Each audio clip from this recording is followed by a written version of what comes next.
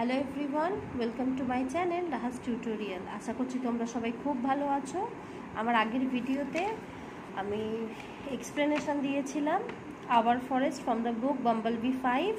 আমি এতটা এক্সপ্লেনেশন দিয়েছিলাম সোশ্যাল অ্যান্ড ইকোনমিক লাইফ পর্যন্ত। আজকে তারপরের বাকিটা এক্সপ্লেনেশন দিয়ে দেব।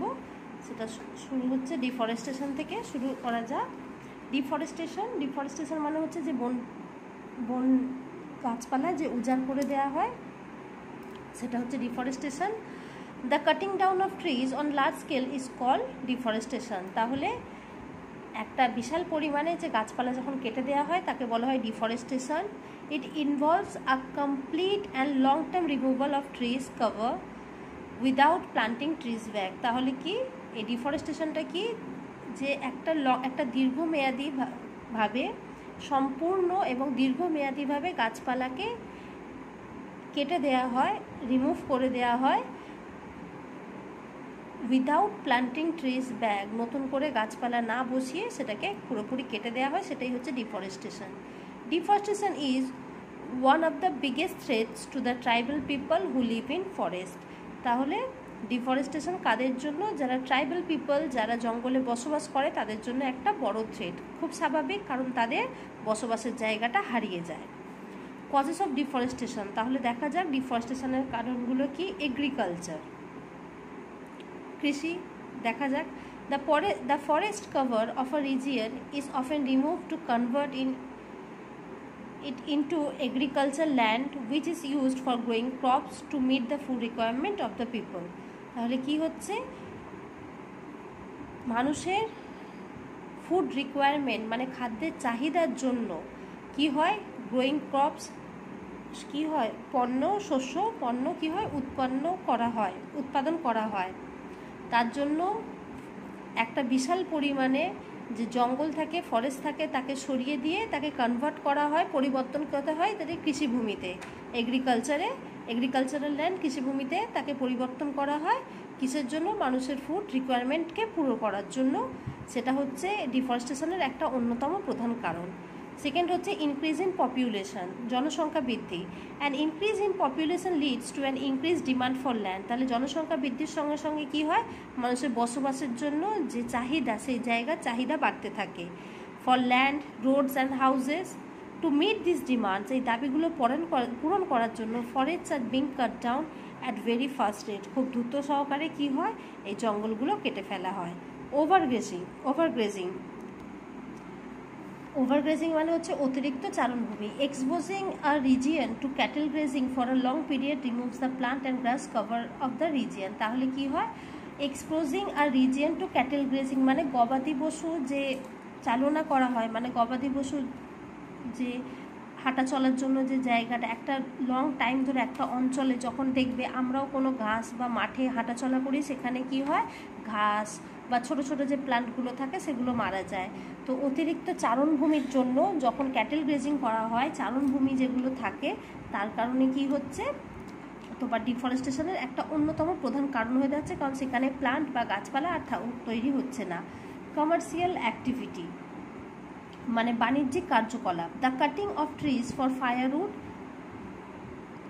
জ্বালানির জন্য যে গাছপালা কেটে ফেলা হচ্ছে। অ্যান্ড বিল্ডিং ম্যাটেরিয়ালের জন্য যে গাছপালা কাটা হয়, is a major cause of ডিফরেস্টেশনের একটা অন্যতম কারণ। Forest fires, natural and manmade fires often destroy forest. কী হয়, অনেক সময় প্রাকৃতিক কারণে কি হয়, জঙ্গলে আগুন লেগে যায়, আর অনেক সময় মানুষ ইচ্ছাকৃতভাবে আগুন লাগায়, যেটা হচ্ছে ডিফরেস্টেশনের একটা অন্যতম কারণ। এবারে চলো দেখা যাক এফেক্টস অফ ডিফরেস্টেশনের ফলে তার ফলাফলটা কি পড়ছে আমাদের জীবনে। ফার্স্ট হচ্ছে deforestation causes natural disaster such as floods and droughts. তাহলে ডিফরেস্টেশনের পরে কি হচ্ছে, ন্যাচারাল ডিজাস্টার আমরা দেখতে পাচ্ছি, যেমন ফ্লাড, বন্যা, ড্রটস বা খরা। It's lead to soil erosion as the land losses is plant cover. যেহেতু মাটি কি, আমরা আগের দিনে যেটা তোমায় এক্সপ্লেন করেছিলাম যে গাছপালা কি হয়, তাদের রুটগুলো মাটিকে ধরে রাখে। যখন গাছপালা থাকছে না, ডিফরেস্টেশন হচ্ছে, তখন কি হচ্ছে, ভূমিক্ষয় শুরু হচ্ছে, সয়েল ইরোশন শুরু হচ্ছে। Deforestation can cause an increase in desert area.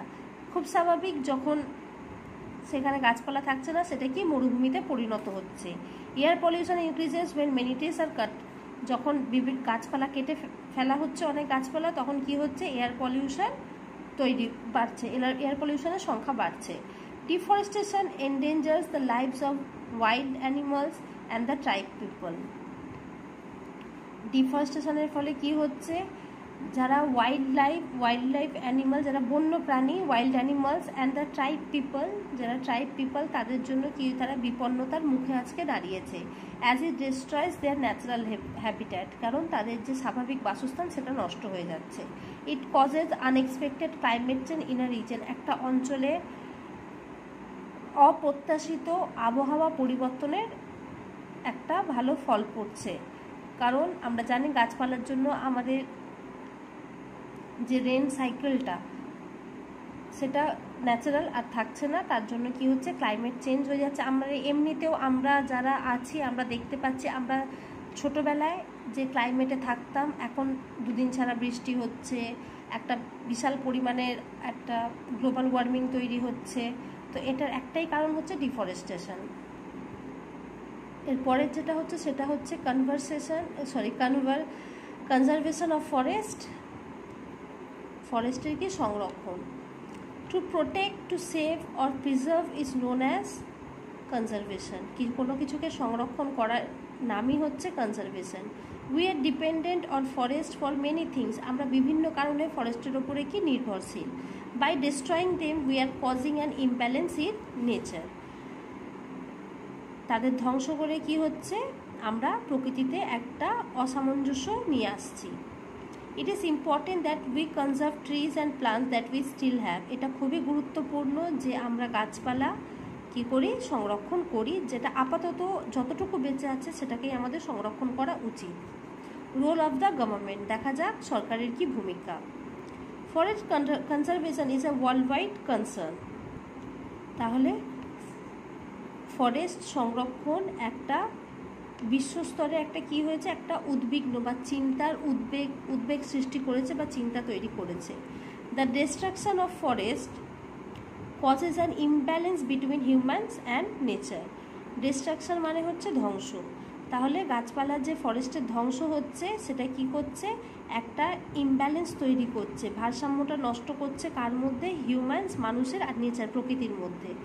Conservation of forest resource can be done by joint efforts of the government and non-government organization and the public through a proper management system. তাহলে conservation forest resources, তারপর যে forest যে resource, যে সম্পদটা আছে সেটাকে সংরক্ষণ করা যেতে পারে যৌথ উদ্যোগে। কার যৌথ উদ্যোগে? গভর্নমেন্ট, সরকারি এবং নন গভর্নমেন্ট অর্গানাইজেশন, বেসরকারি প্রতিষ্ঠান, অ্যান্ড দ্য পাবলিক এবং জনগণ, through a proper management system, একটা নির্দিষ্ট ম্যানেজমেন্ট সিস্টেমের মাধ্যমে সেটা আমরা সংরক্ষণ করতে পারি। India is a home to a wide variety of animals, তাহলে ইন্ডিয়া কি একটা একটা বিশাল ধরনের তোমার অ্যানিমালসের একটা কি ঘর, like tigers, elephants, rhinoceroses, leopards, lizards and many species of snakes. সাপের বিভিন্ন প্রজাতি, লিজার্ড, এলিফ্যান্ট, রাইনোসেরাস, লেপার্ড আর টাইগারের একটা ঘর হচ্ছে আমাদের এই India. To protect wild life, এই বন্যপ্রাণী সংরক্ষণ করতে national parks and wild life sanctuaries, national park এবং wild life sanctuaries have been set up in different parts of the country. তাহলে ওয়াইল্ড লাইফ স্যাংচুয়ারিজ মানে অভয়ারণ্য আর ন্যাশনাল পার্ক আমাদের কান্ট্রিতে বিভিন্ন জায়গায় গড়ে উঠেছে। আর national park is reserved area, national park হচ্ছে একটা সংরক্ষিত জায়গা, where wild animals can roam freely, একটা সংরক্ষিত জায়গা যেখানে এই যে বন্য প্রাণীগুলো নিজেরা খুব ফ্রিলি ইচ্ছা মতো ঘোরাফেরা করতে পারে। And the threats of hunting and poaching are illegal, যেখানে এই যে শিকার করাটা সম্পূর্ণভাবে আইন নিষিদ্ধ বা অবৈধ। স্যাংচুয়ারিজ বা অভয়ারণ্য are places where animals are given freedom to live in their natural surroundings. তাহলে স্যাংচুয়ারিজ হচ্ছে, অভয়ারণ্য হচ্ছে সেই সমস্ত জায়গা যেখানে প্রাণীরা বা জীবজন্তুরা সম্পূর্ণ স্বাধীনতা পায় তাদের ন্যাচারাল প্রাকৃতিক সারাউন্ডিংয়ে সেফলি ঘোরাফেরা করার জন্য, মানে বাঁচার জন্য তারা স্বাধীনতা পায়। And R protected through out their life, এবং সারা জীবন ধরে তাদের কী হয়, সেখানে প্রোটেক্ট করা হয়। India is home to 70% of tigers in the world. তাহলে বিশ্বে যতগুলো টাইগার আছে যত শতাংশ, তার 70% ইন্ডিয়াতে বসবাস করে। The project tiger was launch in 1973। তাহলে প্রজেক্ট টাইগার কত সালে লঞ্চ হয়েছিল? 1973 সালে। এটা ইম্পর্টেন্ট, তোমরা নোট ডাউন করে নিও, এটা শর্ট কোশ্চেনে আসে। To maintain the population of tigers in their natural habitats and to protect them from extinction। তাহলে এই প্রজেক্ট টাইগারটা কেন করা হয়েছিল? যে টাইগারের যে পপুলেশন সেটাকে বজায় রাখতে, ইন দেয়ার ন্যাচারাল হ্যাবিটেটস তাদের প্রাকৃতিক যে বাসস্থান সেখানে তাদের বজায় রাখতে, and to protect them from extinction তাদের বিলুপ্ত হওয়া থেকে প্রোটেক্ট করার জন্য। The Jim Corbett national park in Uttarakhand and the Kaziranga national park in Assam are some examples. আর এর মধ্যে এক্সাম্পল কী কী? এই যে তাদের এই যে প্রজেক্ট টাইগার যে হয়েছিল তার একটা বড় এক্সাম্পল কি? The Jim Corbett national park উত্তরাখণ্ডের, আর কাজিরাঙ্গা আসামের Kaziranga national park. Role of the people, মানুষের ভূমিকা। The local population of the area works for conservation of the forested area. তাহলে যে লোকাল যে জনসংখ্যা আছে তারা কি করে? এই কনজারভেশন অফ ফরেস্ট এরিয়ার জন্য কাজ করে থাকে। স্যাক্রেড গ্রোভস, স্যাক্রেড বলতে আমরা পবিত্র যেটাকে বলা হয়, sacred groves. Protecting trees in sacred groves is a traditional method of forest conservation. তাহলে স্যাক্রেড গ্রোভসটা কি? একটা ঐতিহ্যগত মানে পুরানো আর ঐতিহ্যগত তোমার একটা মাধ্যম, যে যার মাধ্যমে আমরা কি হয় ফরেস্টদের প্রোটেক্ট করে থাকি, কনজার্ভ করে থাকি। ইন মেনি কালচার্স, বিভিন্ন সংস্কৃতিতে tracts of forest are set aside and all the trees and wild life within are worship and fully protected. Tracts of forest মানে যেটা বনভূমি আমরা বলছি, যেখানে গাছপালার জন্য কি হয় এরিয়ার ল্যান্ডটা প্রোটেক্ট করা হয়, একটা সাইডে রাখা হয়, মানে একদিকে তাদের প্রোটেক্ট করা হয়। And all the trees are wildlife within are worship and are fully protected, তাদের কি হয় তাদেরকে পুজো করা হয় আর তাদের সম্পূর্ণভাবে তাদের সংরক্ষিত করা হয়। This tracts are called sacred groves. এই ট্র্যাক্টসকে বলা হয়, এই বনভূমিকে বলা হয় sacred groves. And are known by different local names throughout the country. আর বিভিন্ন জায়গায় পুরো দেশে বিভিন্ন জায়গায় এদের বিভিন্ন লোকাল নাম আছে, সেই নামে ডাকা হয়। Himachal Pradesh has the maximum number of sacred groves in the country. তাহলে আমাদের দেশের মধ্যে হিমাচল প্রদেশে সবথেকে বেশি স্যাক্রেড গ্রোভস আছে। তারপরে হচ্ছে Chipko movement. The Chipko movement also call the Chipko আন্দোলন। তাহলে চিপকো মুভমেন্টকে আমরা কি বলছি? চিপকো আন্দোলনও বলি। Was a non violent movement that originated in Uttarakhand in the 1970s। এটাকে কি বলা হয়? এটা একটা ছিল নন ভায়োলেন্ট মানে অহিংসা মুভমেন্ট, আন্দোলন। এটা কোথায় শুরু হয়েছিল? উত্তরাখণ্ডে 1970 সালে। The movement was a protest to the large-scale destruction of forest in the Garhwal region of the Himalayas। তাহলে এটা তোমার হিমালয়াসের গাড়ওয়াল রিজিয়ন বলে গাড়ওয়াল বলে যে একটা অঞ্চল আছে, সেখানে শুরু হয়েছিল কিসের জন্য? প্রোটেস্ট করার জন্য। লার্জ স্কেল অফ ডিস্ট্রাকশন মানে হচ্ছে ধ্বংস, যে গাছপালাকে ধ্বংস করা হয় তার এগেনস্টে এই মুভমেন্টটা শুরু হয়েছিল। দ্য হিন্দি ওয়ার্ড চিপকো, তাহলে এই চিপকো ওয়ার্ডটা হচ্ছে Hindi word. Chipko means to hug, hug মানে আমরা জানি আলিঙ্গন করা, টু ক্লিং, ক্লিং মানেও হচ্ছে জড়িয়ে ধরা। তাহলে চিপকো মিন্স আলিঙ্গন করা। Men and women living in the forest participated in the movement by embracing trees and saving them from being axed। তাহলে যারা ফরেস্টে বসবাস করতো সমস্ত মেন উমেন এই মুভমেন্টে পার্টিসিপেট করেছিল। বাই এমব্রেসিং তোমার আলিঙ্গন করে, গাছগুলোকে আলিঙ্গন করে, আর সেভিং দেম তাদেরকে মানে কেটে ফেলা থেকে বাঁচাবার জন্য তারা এই আন্দোলনটা করেছিল। দ্য ট্রি হাগার্স, ট্রি হাগার্স তোমরা ট্রি হাগার্সই বলবে, বেঙ্গলিটা আমি তবু বলে দিচ্ছি, বৃক্ষ আলিঙ্গনকারী। The Bishnoi people are a group of tribal people from Rajasthan and north India. তাহলে এই বিষ্ণয়ের যে গ্রুপ আছে এরা কোথাকার? এটা এক ধরনের ট্রাইবাল পিপল, কোথায়? নর্থ ইন্ডিয়ার, উত্তর ভারতের আর রাজস্থানের একটা ধরনের এরা ট্রাইবাল পিপল। বিষ্ণয়, বিষ্ণয়টা তোমরা নিশ্চয়ই শুনেছো, তোমরা টিভিতে দেখেছো, সালমান খানের সঙ্গে বিষ্ণয়ের একটা যে ঝামেলা চলছে, যে হরিণ মারা নিয়ে যে কেসটা হয়েছিল, তো তোমরা নিশ্চয়ই ওখানে বিষ্ণয়ীদের নাম শুনেছো। The Bishnois are known to have sacrifice their life for saving tree. তাহলে বিষ্ণুইতে আমরা কী জন্য জানি? তারা তাদের লাইফটাকে স্যাক্রিফাইস করেছিল কী জন্য? গাছ বাঁচাবার জন্য। Amrita Devi was a young Bishnoi girl who sacrificed her life to save tree in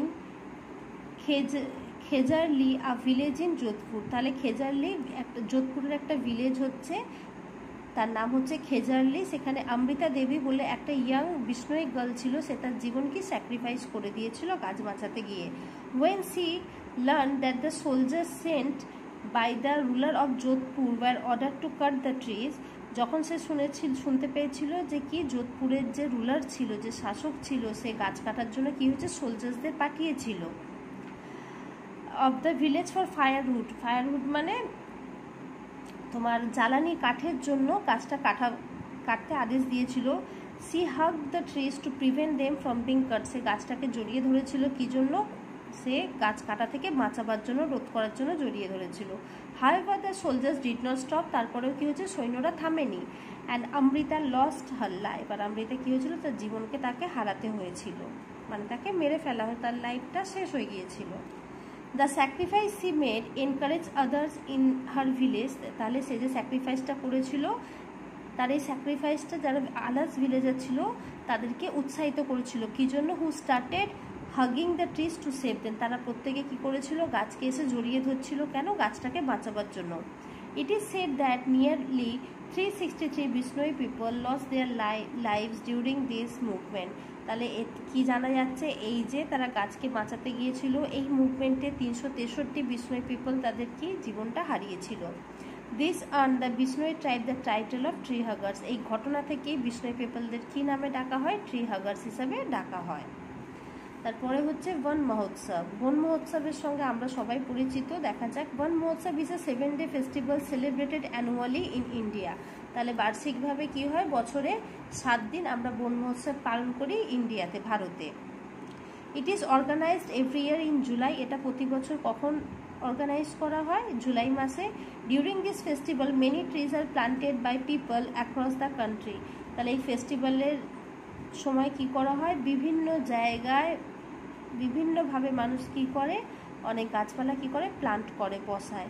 বন Mahotsav means the festival of forest. Van Mahotsav মানে হচ্ছে ফেস্টিভ্যাল অফ ফরেস্ট, ফরেস্টের অনুষ্ঠান। This festival was started in 1950 by Kanaiyalal Maneklal Munshi. তাহলে এই ফেস্টিভ্যালটা শুরু হয়েছিল কত সালে? 1950 সালে। কার দ্বারা?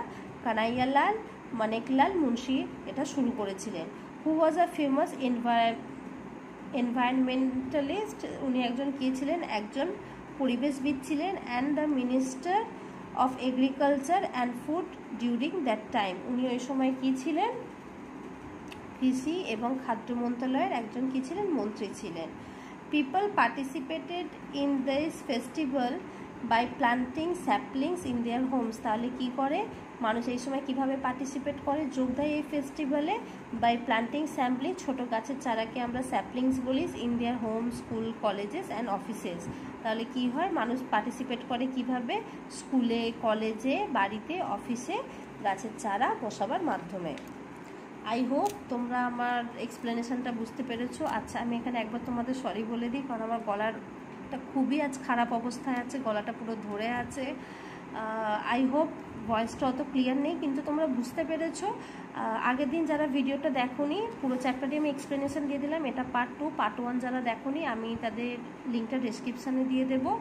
আর যাদের আমার ভিডিও ভালো লাগছে প্লিজ লাইক করো, শেয়ার করো, আর যারা সাবস্ক্রাইব করোনি করে নিও। And don't forget to hit the bell icon.